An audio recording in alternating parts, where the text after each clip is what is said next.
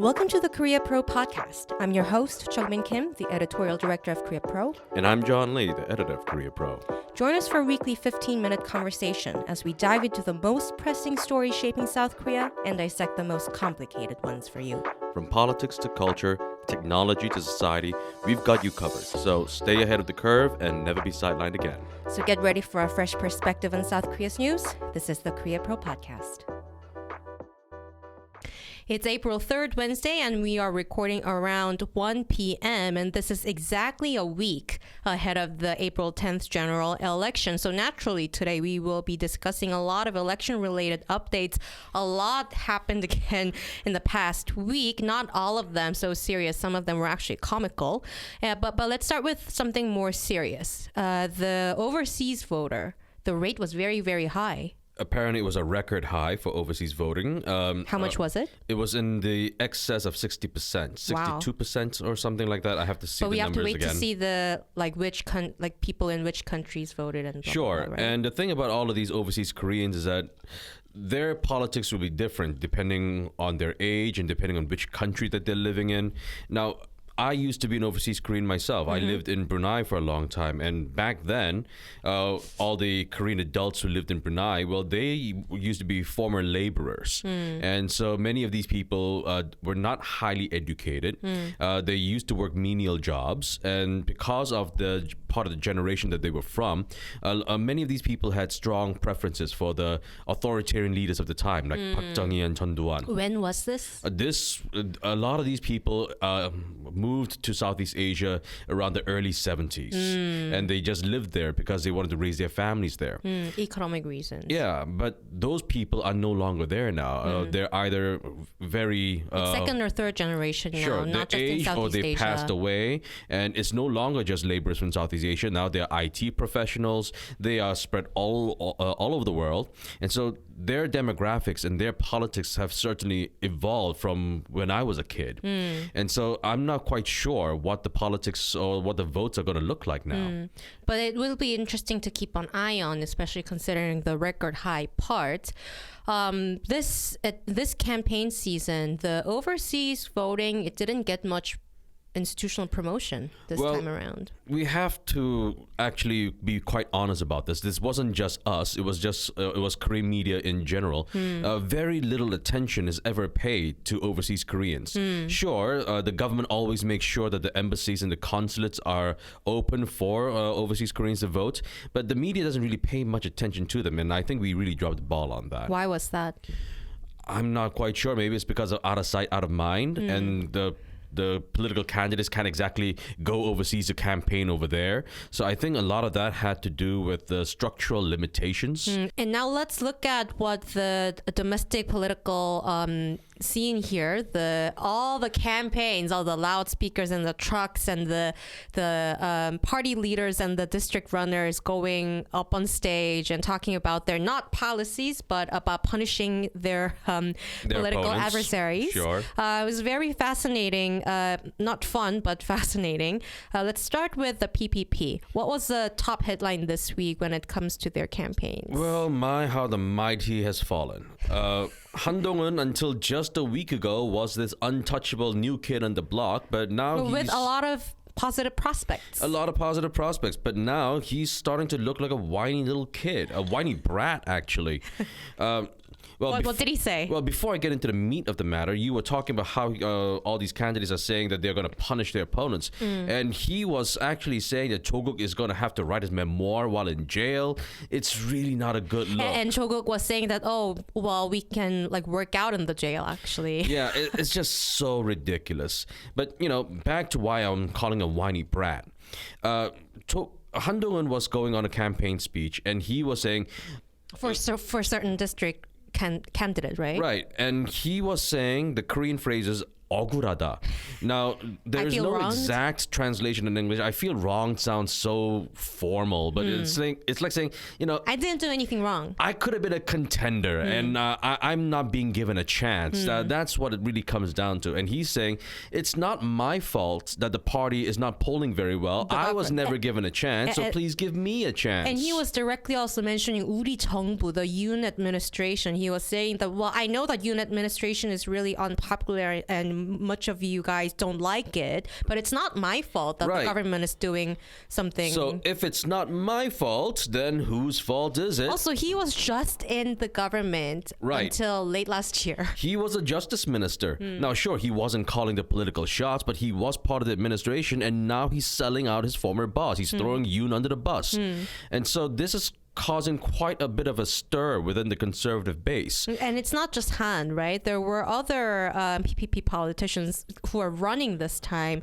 And I should mention that these are who joined the PPP recently. Brand new conservatives. Right. They were, one of them was saying, Hamun-kyung was saying how Yoon should give up his party membership for PPP. Right. And apologize to the people. So this is really getting ridiculous. I remember just 2 or 3 weeks ago when we were recording our podcast, then we were saying that things are looking great for the ruling party, and now it just completely switched around with PPP candidates telling that their own party standard bearer, the president, should resign from the party.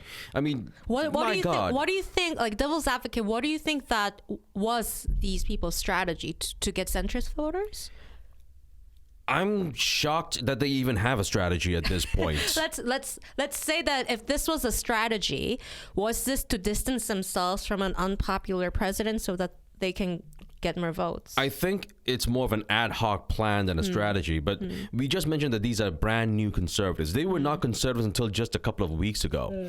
And they came into this party, and a lot of it has to do with Han, which is another reason why a lot of the conservative base are upset with him right now.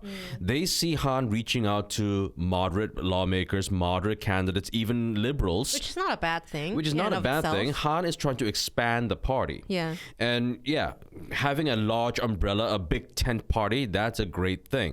But the conservative base, the core, they are seeing their party being infiltrated by people who are not aligned with them ideologically. Infiltrated, I love that term. Exactly. And so they're upset with Han. Right. And with these newcomers saying that the president should resign from the party, the old guard, like Hong Jun-pyo, the mayor of Busan, who was also a former presidential candidate, is just irate, telling these people that they should toe the line. And it's just an utter mess in that party right now. Two things. One thing is regarding Han's continued remarks about like distancing himself from the wrongdoings or the low popularity of the government from himself. This is also something very personal. This is what is actually looks concerning because it sounds irresponsible a little bit, right? Like as a party leader, it looks like his ambition is somewhere else. It looks like he is falling for the rhetoric that he seems to be hearing every day. He goes to these marketplaces and he sees all of these people surrounding him and cheering him on and just chanting his name. And he seems to be buying into this narrative. Even when there is a district candidate he has to campaign for next to him, right? Right. He seems to be drinking his own Kool-Aid and he seems to be thinking that he's all that now. Now, granted, he does seem to be saying some responsible things. Sure, when there was a protester at one of his rallies and someone was yelling, unlike the president, he was saying, hey, let the guy shout, let the guy yell. And okay, that is a huge improvement compared to what the president's rhetoric usually goes like. But he is still sounding like a whiny brat. Yes. And this is not just Han's fault that he is going for this sort of distancing rhetoric. It's also the president's remarks recently as well. It was yesterday, I believe. A whole lot of inability to communicate within the presidential office. 50-minute speech in the morning, which is a rare kind. 대국민당화. It's a statement for the people. The last one was after the Expo bid failed. Right. So a lot of people were presuming that this would be some sort of apology or announcement of a negotiation or flexibility towards the doctors. It was about the medical school quota. And he just went on for 50 minutes, basically retreading everything that he's been saying, including the doctor strike, but not also that, but all the other stuff that he has done in the past year despite his unpopularity. And he was mentioning it directly, saying that I'm not a party person, I am a president, and I sometimes have to do things that my party is against. If the people needs it, okay, that's fine. But then the PPP wasn't happy about this. Well, yeah, because they're running for office. Yoon isn't. He's constitutionally limited to his 1 5-year term. Exactly. And so he's saying, I'm going to do whatever's necessary for the national interest, whatever that might mean, and to do whatever the unpopular thing is, if it's the right thing to do. And he seems to be doing all the unpopular things. Right, and not to mention that the 2,000 seats number, it went back and forth throughout the day. The presidential policy chief of staff later on said that the number is not an absolute number. And then later on... 10 minutes later. 10 minutes later, the presidential office tweeted that the number 2,000 is the minimum number. There is just a lack of communication going on within the office. I don't know what is going on there. And to be fair, let's discuss the DP-related issues as well. This was also very, very, it was really concerning to see. Now, I kind of read about this, but I didn't really read into it. I know that a DP candidate made a sexist remark about Ewha University, Ewha Womans University. Could you explain to us exactly what happened? This is regarding Kim Jun-hyeok, one of the candidates on the Democratic Party side. He is a professor turned politician, and this is actually not about the recent remark, but a resurfaced remark he did on a YouTube channel, of course. Of course, it's YouTube. In August 2022, that the first president of Ewha Womans University, who's widely revered by many young women here, Kim Hwal-lan, he was alleging that she played a big role in sending wartime comfort women to Japan and forcing Ewha students to provide sexual favors to U.S. military officers from 1945 to 1948. This was a massive allegation, and Ewha University... I'm guessing that he didn't really have any proof to back his statement. When he was asked this week, like whether he has evidence to that, he kept saying that he's a scholar at heart and he wouldn't say anything without evidence and research. So Ewha is now taking legal action against this candidate, and it's just a week before election this sort of thing is happening. So would it be fair to say that in this election, whether we're talking about the conservative PPP or the progressive DP, progressive in quotation marks, that the campaign strategy seems to be, don't vote for me? Yes. Well, that's one way to run an election, I suppose. Unlock the full Korea Pro experience by joining our community. Stay informed, stay ahead, and never miss a beat on Korean affairs that matter. Subscribe today and transform the way you understand Korea. And speaking of election strategies, let's hear what else has been going on. It's been a very loud and cacophonous week. But compared to past general and presidential elections, the street marches and street campaigns, it dialed down significantly for some reason. Maybe they now know that people just don't like it. So it's not all day loudspeaker, just a certain time of the day. Okay. So that was a bit of a change. And this sort of started during COVID. When people could not campaign on the street. So they sort of dialed down a little bit. Well, I get why they did that during COVID, but why now? Well, they maybe saw that there is a reason, there's evidence that this is maybe not the most effective use of money. Well, it's not, but... It's not. But it's still happening in certain, especially battleground districts, like Lee Jae-myung's district in Incheon. Sure. It continues. But I wanted to point out, I have been monitoring the main promotional materials that the parties published in the past week. This is a big deal, and big budget goes into it. And of course, like any other years, PPP and DP both went for using the logo songs, the main campaigning musics, not the main one, but the cheering ones. They use trot mostly. It seems like Im Young-woong, how should I describe this person? He is a very young trot singer. Personally, I'm a young tuck guy, but yeah, Im Young-woong, he's quite beloved among... All the mothers in this country fell in love with him, and DP won that battle. So they took Im Young-woong's song to change the lyrics. Okay. And another trot singer, Lee Kyung's song, went to PPP. So it's sort of fun K-pop or trot lyric changing sort of scene. It's continuing this election, but more importantly, you can tell a lot about the party's strategy when you look at the main music video, the logo song. Okay, tell me more about this. I'm not quite familiar with how they've been doing this. Logo songs usually utilize pop punks, which Andrew Knox of The Economist said criticized them very much for misusing pop punks. But they used it this time as well. Okay. Both DP and PPP. but the focus is very different. The DP, I think they are sort of aware of how Lee Jae-myung is not widely popular to everybody. Well, that's an understatement. So they didn't use his face in the music video, which was interesting. They only used the policies as subtitles. That might not actually be a terrible idea. Yeah, that wasn't a terrible idea. But on the terrible side, the PPP's main music video and the logo song, it's a 3-minute slideshow of Han's face. It's very KCTV. Okay, so it's very different from what the DP's doing. Okay. Right.